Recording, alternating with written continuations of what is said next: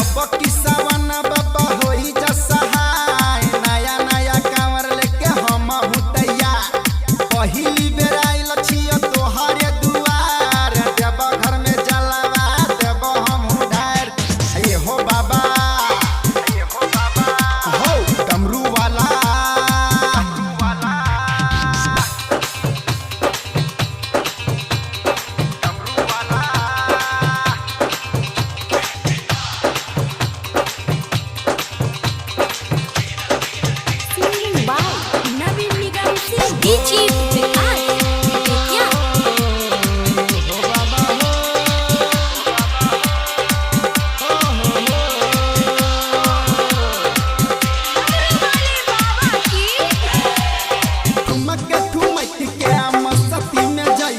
बहा के दुआरी पे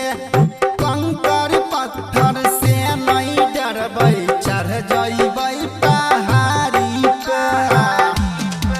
अब बाबा बसल छो तू दूरे हम हुएबो धीरे धीरे अपन पता बाबा दिहो हमर मोबाइल पे भेजा ए हो बाबा हा हा हा ओ घरदानी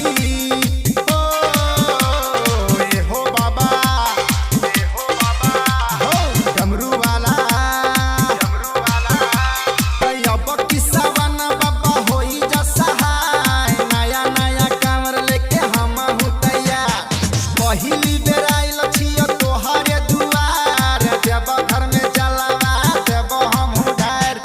एहो बाबा अहो डमरू वाला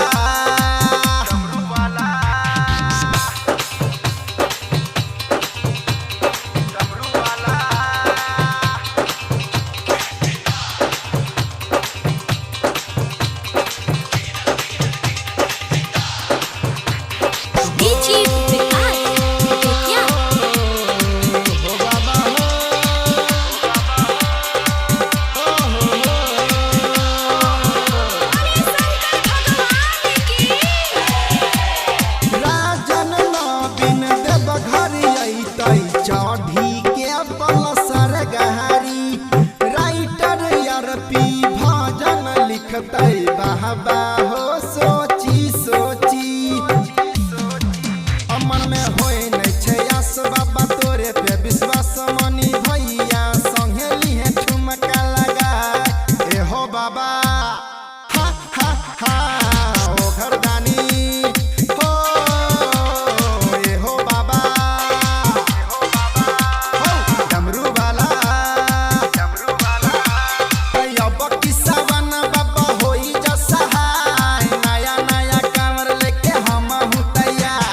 पहिली बेर आइल छियो तोहरे दुआर देव घर में जलवा देव हम ढार एहो बाबा अहो डमरू वाला